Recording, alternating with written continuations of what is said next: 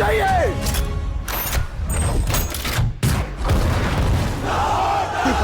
दोस्तों, आज हम सिर्फ एक फिल्म के बारे में बात नहीं कर रहे।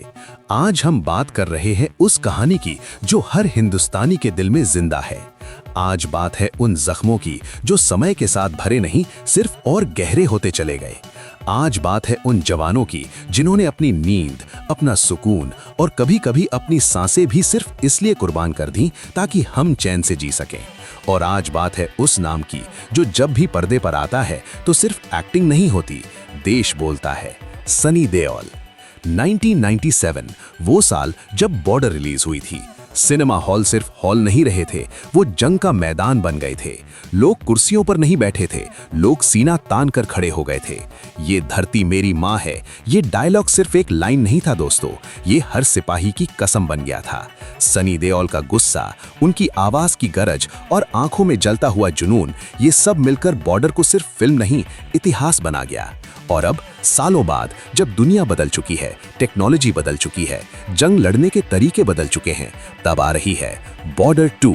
लेकिन दोस्तों, ये बॉर्डर 2 सिर्फ सीक्वल नहीं है, ये सवाल भी है और जवाब भी।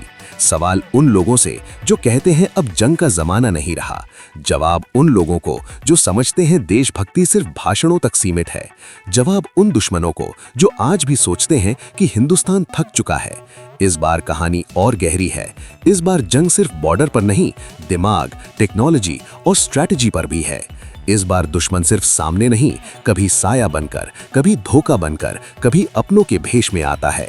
और ऐसे वक्त में जब सिस्टम हिलने लगता है, जब फैसले मुश्किल हो जाते हैं, जब यूनिफॉर्म का बोझ और ज्यादा भारी हो जाता है, तब एक नाम फिर से उभर कर आता है, सनी देओल। इस बार सनी देओल सिर्फ कमांडर नहीं है, वो जिम्मेदारी है। वो उन जवानों के लिए जो पहली बार राइफल उठाते हैं, वो उन माँ बाप के लिए जो हर रात दुआ करके सोते हैं, वो उस तिरंगे के लिए जो हवा में लहराता तो है लेकिन जिसे संभालने के लिए हजारों जिंदगियां चाहिए होती हैं। बॉर्डर 2 हमें ये बताती है कि जंग सिर्फ गोलियों से नहीं जीती जाती, जंग जीती जाती है हौसले से। जंग जीती जाती है जब एक सिपाही थका होता है लेकिन पीछे हटने से इनकार कर देता है। जंग जीती जाती है जब मौत सामने खड़ी हो और सिपाही मुस्कुरा कर कहे, पहले दुश्मन गिरेगा। सनी देओल का किरदार इस बार और ज्यादा शांत है, लेकिन उस शांति के अंदर तूफान छुपा हुआ है। उनकी आंखों में गुस्सा कम है पर फैसले और ज्यादा कठोर हैं। उनकी आवाज कम उठती है पर जब उठती है सीमा कांप जाती है। इस फिल्म में सिर्फ एक्शन नहीं है दोस्तों, यहाँ इमोशंस हैं।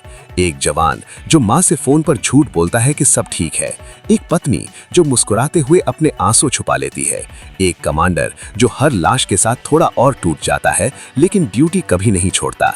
बॉर्डर 2 हमें याद दिलाती है कि आज़ादी मुफ्त में नहीं मिलती, इसकी कीमत होती है और वो कीमत कोई और चुकाता है। और जब फिल्म के अंत में सनी देओल तिरंगे के सामने खड़े होते हैं तो ये सिर्फ क्लाइमैक्स नहीं होता दोस्तों, ये एक कसम होती है। कसम कि जब तक एक भी सिपाही जिंदा है तब तक हिंदुस्तान को कोई झुका नहीं सकता। बॉर्डर 2 एक फिल्म नहीं, एक एहसास है, एक सलाम है उन शहीदों को जिनके नाम हम कभी नहीं जान पाएंगे, और एक पैगाम है आने वाली नस्लों के लिए कि देश सिर्फ जमीन का टुकड़ा नहीं होता, देश एक जिम्मेदारी होता है। दोस्तों, बॉर्डर 2 सिर्फ एक फिल्म नहीं है, ये याद दिलाने आई है कि हम जिस आज़ादी में सांस ले रहे हैं वो किसी ने अपनी सांसों की कीमत पर दी है। जब सनी देओल स्क्रीन पर खड़े होते हैं तो सिर्फ एक फौजी नहीं दिखते, पूरा हिंदुस्तान खड़ा होता है। ये फिल्म उन माँओं के नाम है जिन्होंने अपने बेटे देश को दे दिए। ये फिल्म उन पत्नियों के नाम है जिन्होंने इंतजार को अपनी ताकत बना लिया। और ये फिल्म उन जवानों के नाम है जो आज भी बॉर्डर पर खड़े हैं ताकि हम अपने घरों में महफूज रह सकें। अगर आपको लगता है कि देशभक्ति सिर्फ बोलने की चीज नहीं बल्कि निभाने की जिम्मेदारी है तो इस वीडियो को लाइक कीजिए, अपनी राय कमेंट में लिखिए और इस पैगाम को हर हिंदुस्तानी तक पहुंचाने के लिए शेयर जरूर कीजिए। क्योंकि याद रखिए दोस्तों, जब तक बॉर्डर पर जवान खड़ा है तब तक हिंदुस्तान जिंदा है। जय हिंद।